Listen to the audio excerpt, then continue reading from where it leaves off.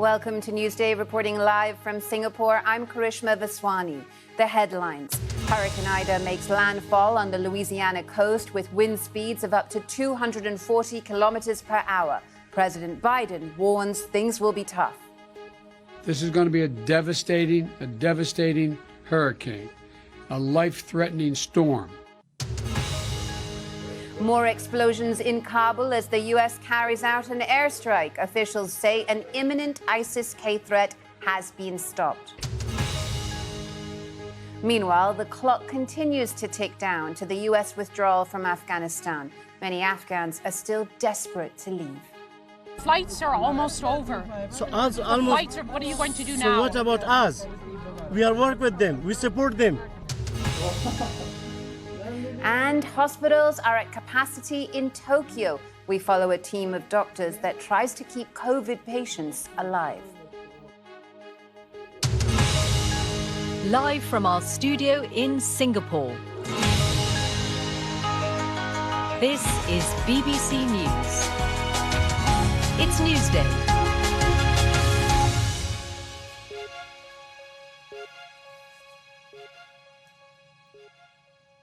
Welcome to BBC News, broadcasting to viewers in the UK and around the world.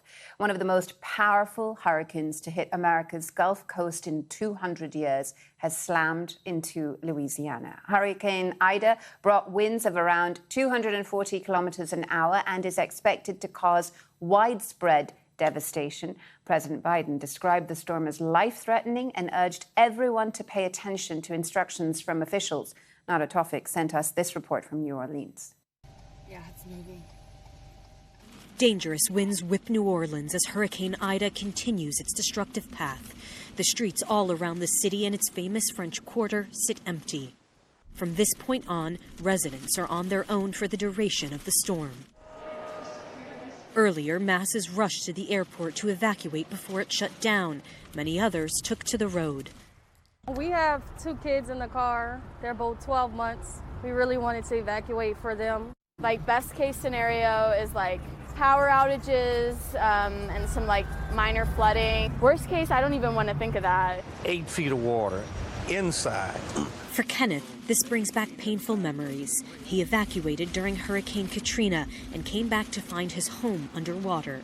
This time, he says Ida's fast approach left him with no time to leave. And you still think no matter how strong your infrastructure is, there still might be that little chance that levee could breach.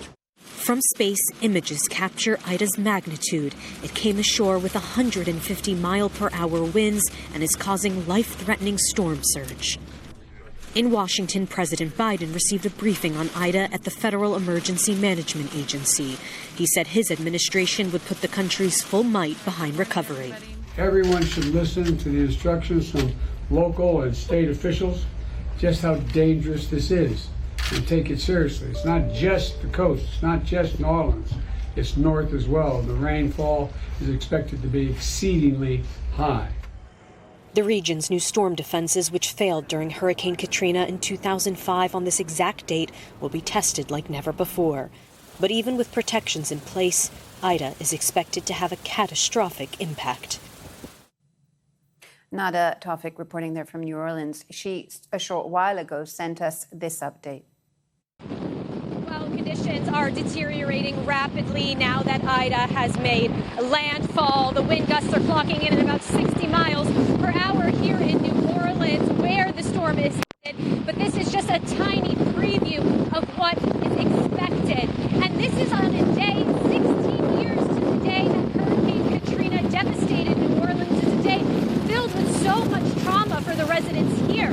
This storm, though, could be one of the strongest to hit the United States. The mayor has already warned residents that emergency services won't be able to reach them to stay inside. And complicating all of the efforts in recovery, of course, is a surge in COVID cases here. It is a dangerous mix here in Louisiana.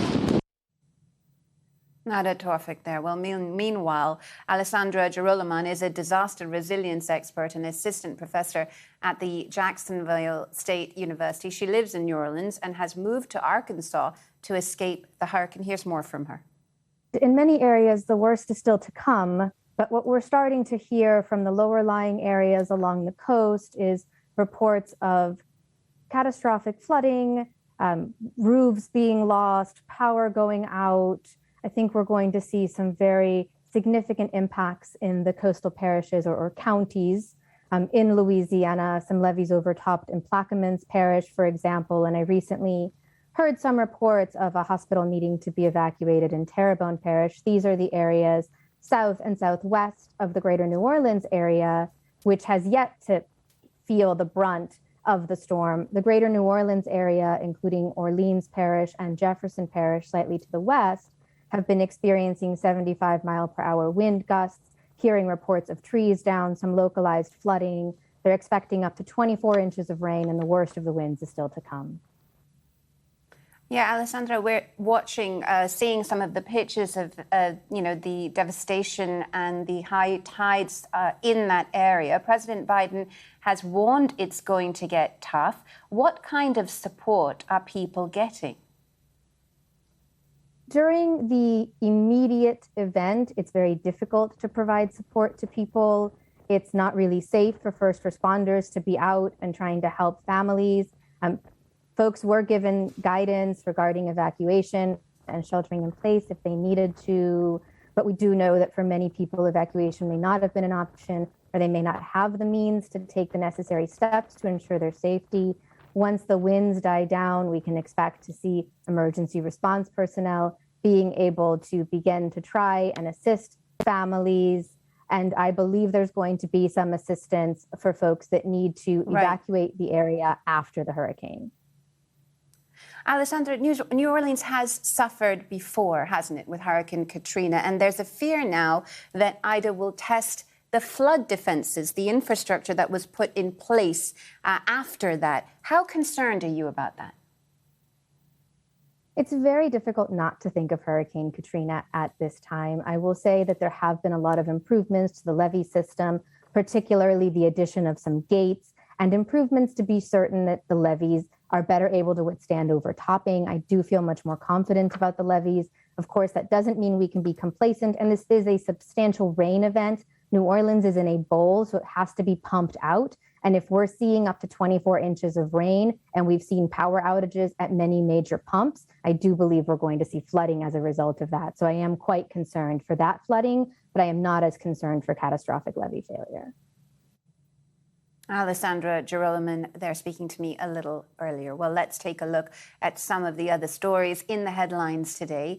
In southern Yemen, at least 30 soldiers have been killed in an attack on an airbase. A fighter who witnessed what happened at the Al Anad base said it was targeted by a drone. The army has blamed Houthi rebels. France's President Macron has urged Iraq's different religious communities to work together to rebuild the country. He made the appeal from a church in Mosul that was badly damaged in the battle to recapture it from the Islamic State group. In Israel, the third coronavirus booster vaccine is being offered to all citizens. It comes just after booster jabs were only being offered to older age groups. But as the country has been battling a surge in infections, it was decided that the boosters should be made available to all those aged 12 and over.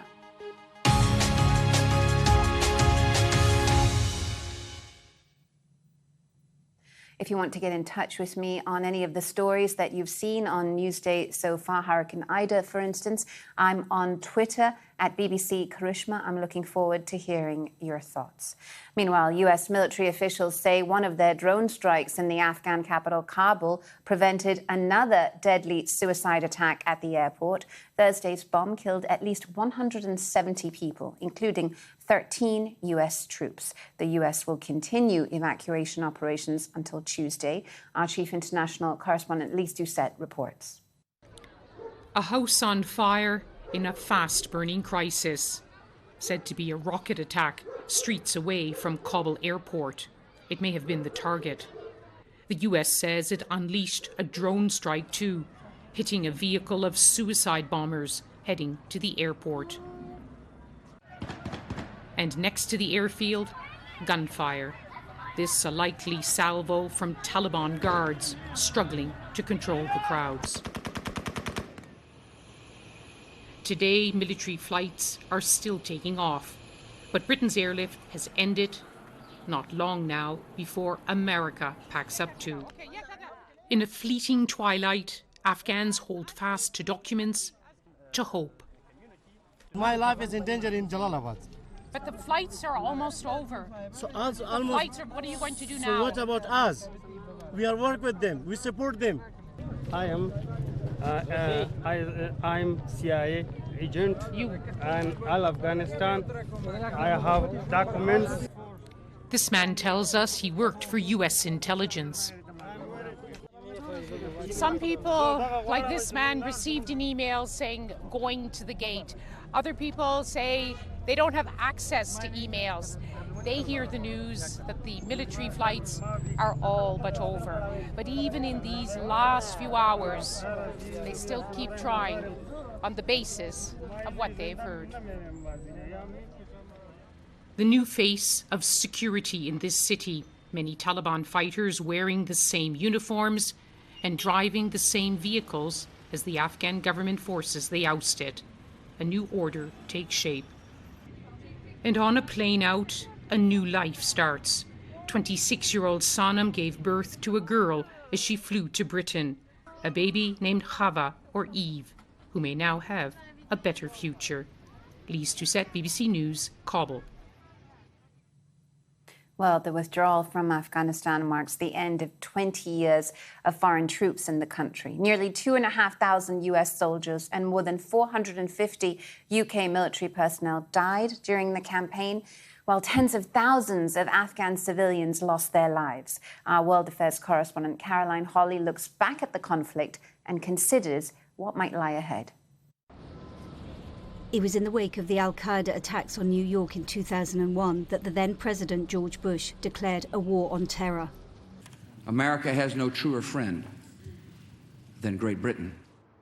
Britain joined the fight to topple the Taliban, invading Afghanistan, where the militants had training camps. Military action against targets inside Afghanistan has begun. The presence of international troops enabled girls to go to school. But there was blood, sweat, dirt and danger. The war cost trillions and took an enormous toll. The Wiltshire town of Royal Wootton Bassett paid Britain's respects so many times.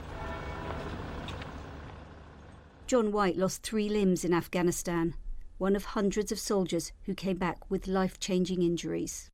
I don't feel like it was a waste of my time. I don't have any resentment towards it or anything like that.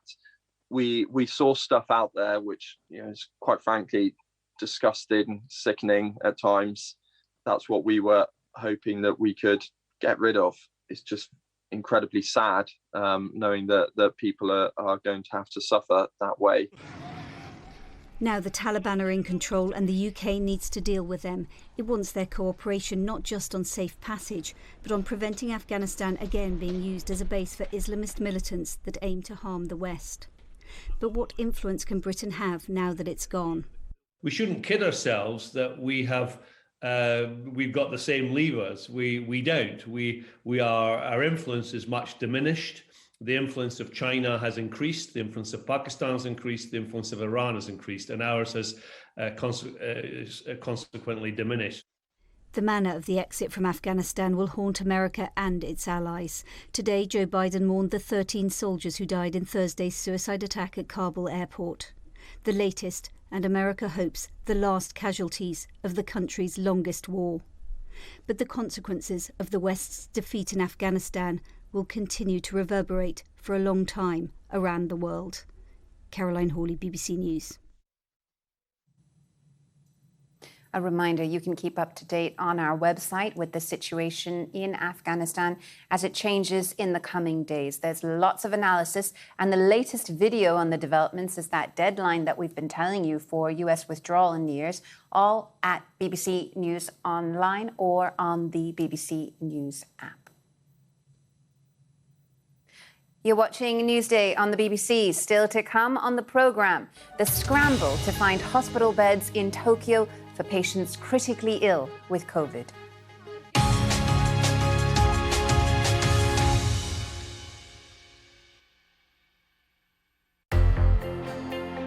She received the Nobel Peace Prize for her work with the poor and the dying in India's slums. The head of the Catholic Church said Mother Teresa was a wonderful example of how to help people in need.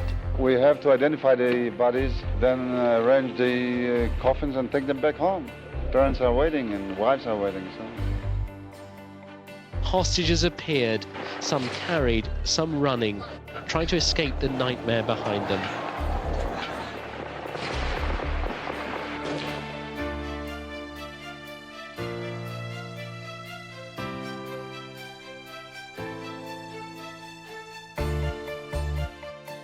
Britain lost a princess today, described by all to whom she reached out as irreplaceable. An early morning car crash in a Paris underpass ended a life with more than its share of pain and courage, warmth and compassion.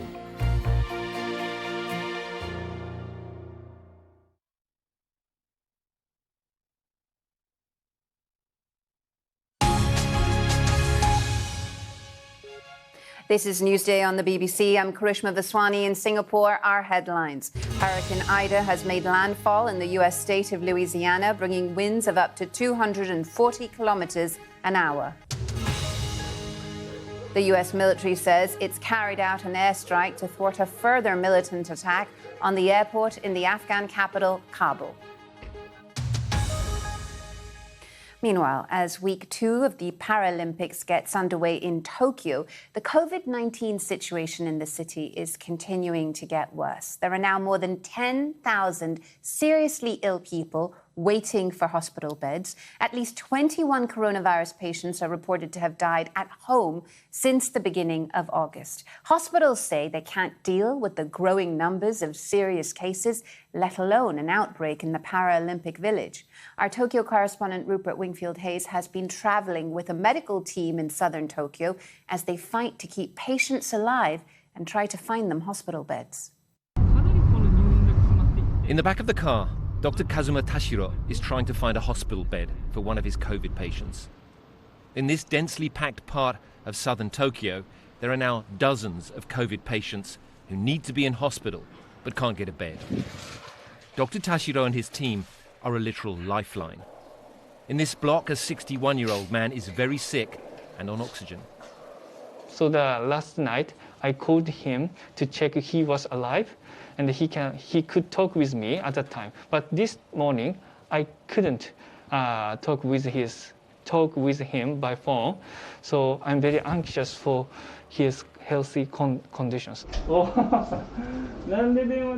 As soon as he enters, it's apparent the man is alive.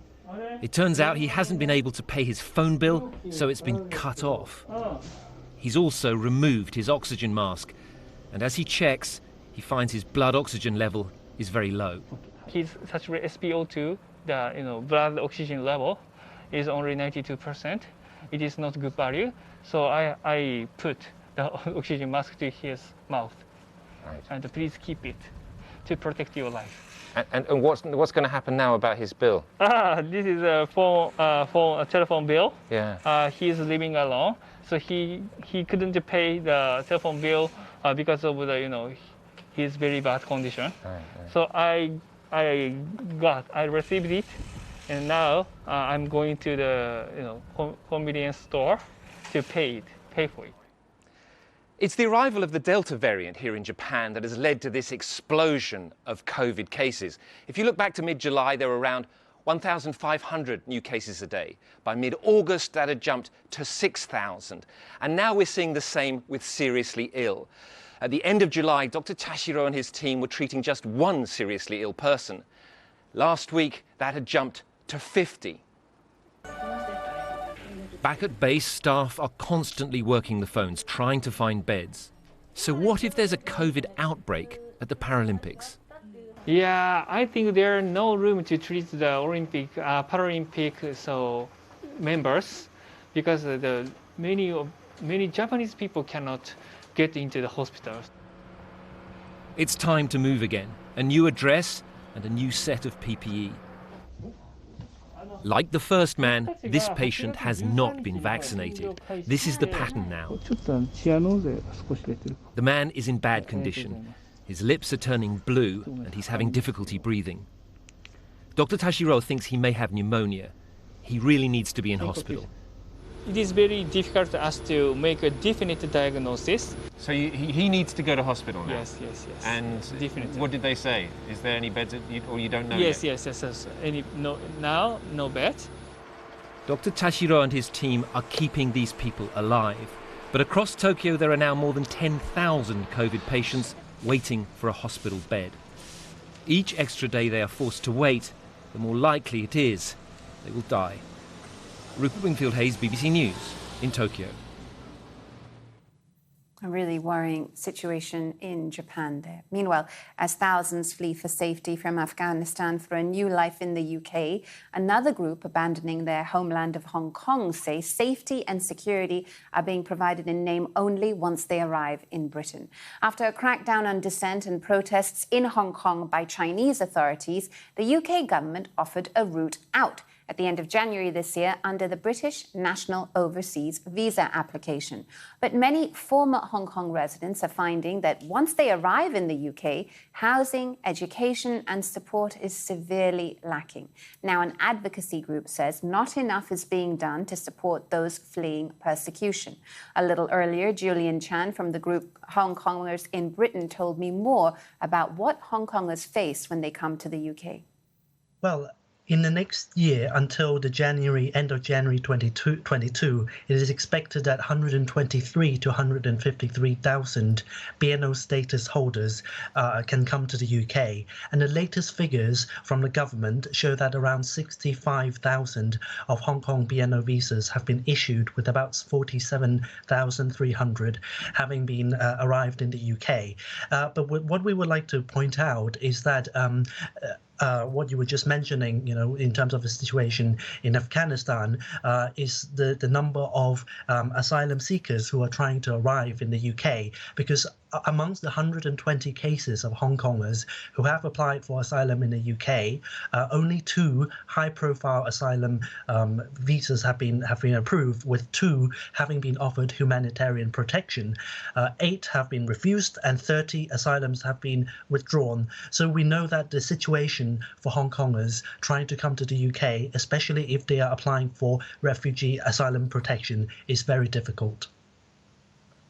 What do you think, then, Julian, needs to be done to improve the situation that you have outlined? Well, because there are about, let's say, around 300 to 500 young Hong Kongers who have been deterred or hesitant to apply for the UK asylum system because it can be slow and cumbersome, as it takes up to 5 years for a decision to be made. We hope that the UK government can offer more discretion and understanding in terms of approving asylum seeking amongst Hong Kongers, because many of them need dire support, because first of all, we regard that it is unfair that only high-profile Hong Kongers who have are successful in receiving their refugee protection in the UK. Right. But we should remember that, the pro-democracy movement in Hong Kong in 2019 was leaderless, which means masses of young protesters have been fully masked and their identities hidden in fear of reprisals. But many of them sacrificed their freedom and future to uphold our core values and beliefs of freedom, democracy, human rights, and rule of law. Yeah, Julian, with all due respect, given the situation you're describing for Hong Kongers who want to leave, the immediate threat, however, would you not acknowledge, for people in Afghanistan who are trying to get to the UK seems far more dire? You're right. I mean, the Afghans have been offered a bespoke route which will see 20,000 refugees settling in the UK over the 5 years. Unfortunately, there is no such quota for Hong Kongers seeking asylum, nor is there the infrastructure support for Hong Kong asylum seekers in the UK. So what we would like to see is the UK government, whether there is the possibility for any discretion beyond the current route for asylum for Hong Kongers, which would be more humane and robust. Julian Chan there from the group Hong Kongers in Britain. Well, we have reaction to our story, a statement from the British government. It says, backed by over £43 million for this financial year, we're supporting BNO status holders and their families to have the very best start as soon as they arrive, including with finding schools. It continues to help them settle in the UK. We have funded a network of welcome hubs throughout the UK to ensure that BNO status holders and their families feel at home in their new community. Meanwhile, Lee Scratch Perry, one of the most influential figures in Jamaican music, has died at the age of 85.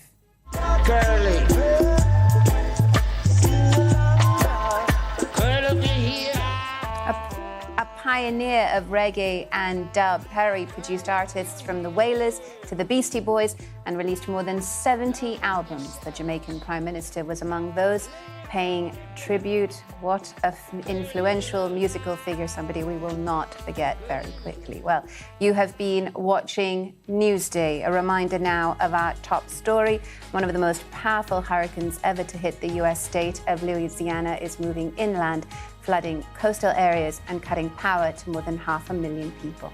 That's it for Newsday. Thanks so much for watching. I'm Karishma Viswan.